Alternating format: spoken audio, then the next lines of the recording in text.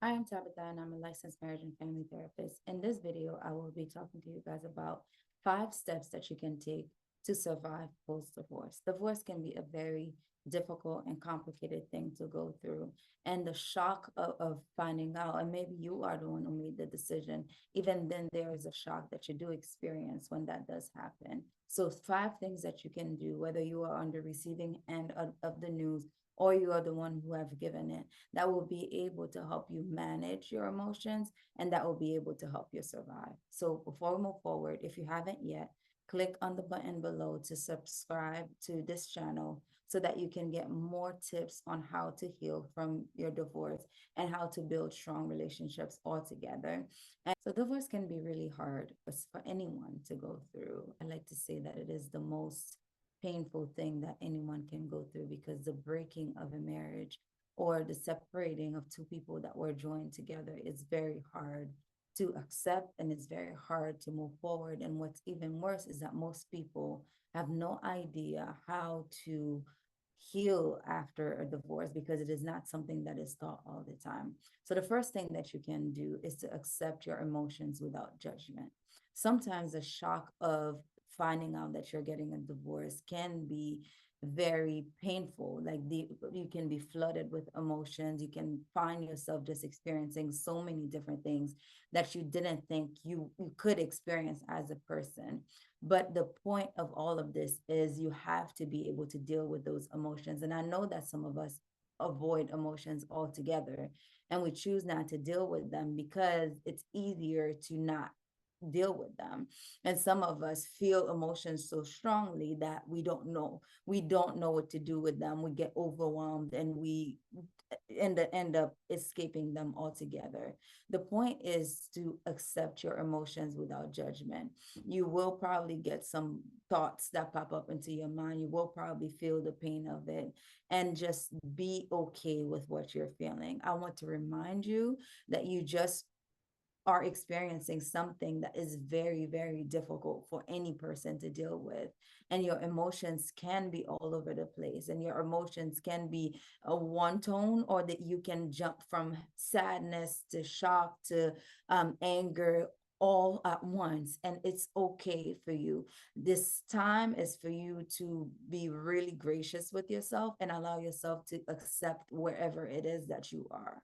And if it is feeling nothing, be okay with that. If it is anger, make space for that anger. And of course, I'm not encouraging you to go act on that anger, but you can feel the emotion without acting on it. And then you just make space for these emotions. How do you make space for your emotions? You pretty much just allow yourself to sit with them, figure out what you're feeling, and give yourself permission to feel whatever it is that you're feeling, remembering that you've just gotten a really deep emotional wound by finding out that you are getting a divorce or by deciding to end this relationship that you have been in for however long you've been in. So now the second thing that you can do to pretty much survive the first week of divorce is to create a simple survival plan. When we are married, most of the time we have routines because we have to sync our lives with somebody else's. And those routines are automatically interrupted because your spouse probably just moved out of your life, out of the house, or you have just moved out and you have to figure out a new routine that you can pretty much follow for yourself. And routines are good because your emotions are altogether all over the place. And you need to be able to find something that feels natural, that feels regular. So, first, I would say anything that you can keep the same, I would keep it the same. So, if you used to wake up at a certain time every morning and getting a workout in or doing things to take care of yourself, I would say keep those things going because that maintenance of the routine would help your brain kind of like just manage all of the flooding of the emotions that it's experiencing at the moment. So whatever it is that you can keep the same, you keep it the same, and whatever it is, and then work on creating a new routine for yourself so that you can find a sense of normalcy. Even if it's new normalcy, then it'll be good altogether. And then decide who who it is that you're going to lean on as part of this routine, because sometimes we cannot continue or start the routine on our own, but decide who in your support system can help you create this new routine. So the third thing that you can do to survive your first week after finding out that you're getting a divorce is to focus on the self-care basics. There's a good chance that there might not be any enough energy for you to focus on everything. And there are certain things that are necessary for you to take care of yourself. And I know some of you may have children that you might be tempted to only focus on them and let that be the priority. Maybe that's the only energy that you have, and you want to focus on them to figure things out, because you also need to manage their emotions and help them figure out this process for themselves. But I would say do not neglect yourself. Focus on the basic self-care routine that you can do. And that's basically food, sleep, and hydration, right? Making sure that you're drinking enough water, that you're not consuming too much sugar, and that you are getting your 8 hours of sleep, and that you are eating healthy foods that make your body feel good. And to that, I would even add, if you have time and the ability to exercise, try to get that in, because that will help lift your mood and help you feel a lot better physically. So taking care of your body is extremely, extremely, extremely important. And it's not something that you should neglect, even if it's just focusing on food, sleep, hydration for right now, and then exercise as a bonus if you can. And exercise can be walking, it can be something as simple as just going to for a walk for 10 minutes, right? It doesn't have to be extreme, it doesn't have to be going for hours or going to the gym. It's just getting yourself moving and getting yourself outside so that you can get that fresh air, be in nature, in an environment that is different from your home, which might have so many memories of what it is that you're going through. So food, sleep, and hydration are step 3. And step 4 is to reach out for immediate support from your family and support system. So that can be your friends, your family, that can be your community. If you are part of any groups that support you, you can reach out to them right away and let them know what is going on. Some of us may feel, because you are in shock mode, you may feel like, okay, I'm not going to reach out to anyone yet.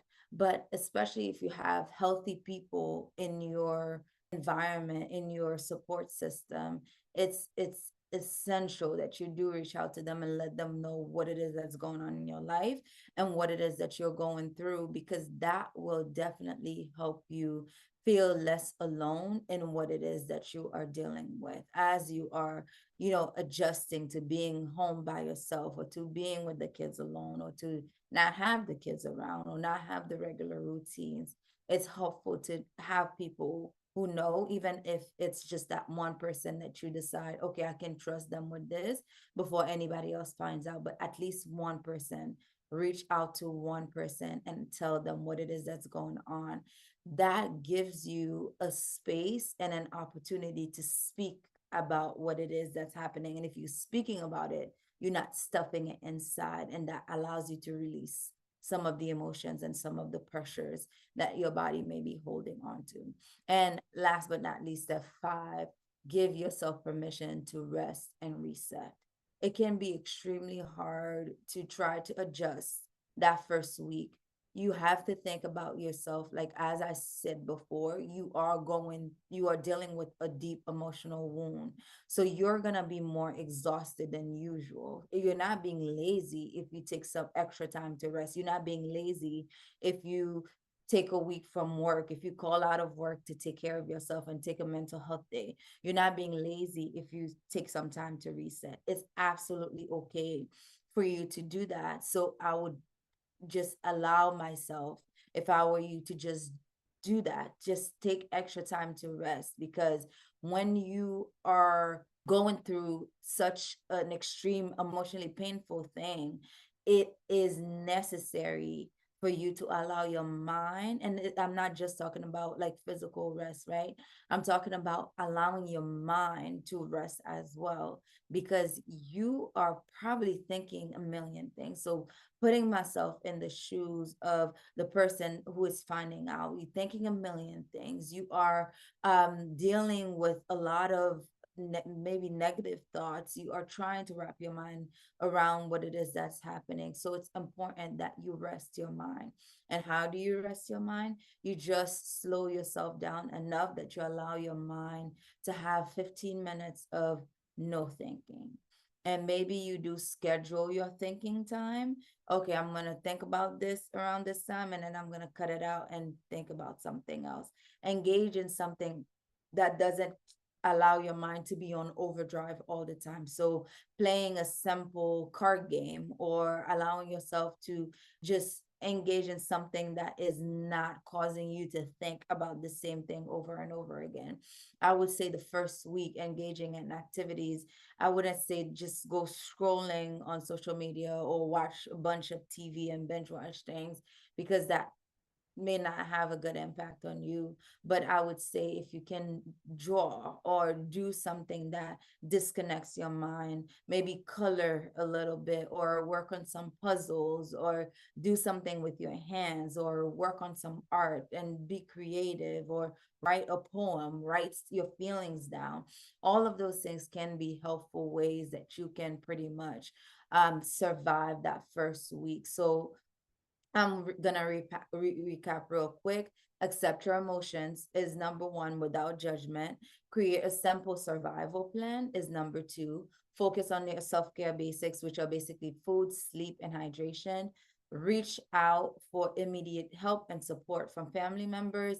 And number five is give yourself permission to rest and reset. And if you want a bonus, I would say you can do this, and don't make any major decisions in that week, because your mind is not at 100% and you're not able to pretty much decide major things.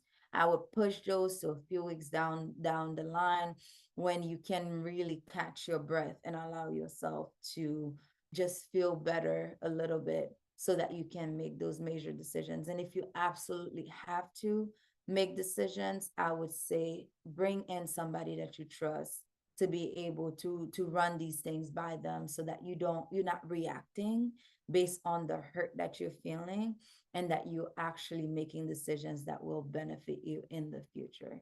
So the last thing we're going to do before we end this video, and what we're going to do, is we're going to say an affirmation. And the affirmation for today is, I am strong and I can survive anything. So grab yourself a mirror, stand in front of it, and say this to yourself a few times. I am strong and I can survive anything. Divorce is hard, separation is difficult, but you are stronger than this. You can survive this if you allow yourself to have the right support system around you, and you do take the time to take care of yourself. You will get yourself to a place where you can finally get to a point of not only surviving this, but you can begin to thrive. Thank you so much for watching. I will see you in the next video. If you haven't yet, like and subscribe to this channel for more tips on how to develop healthy relationships, and how to heal from pain, and from pain caused by relationships. Bye.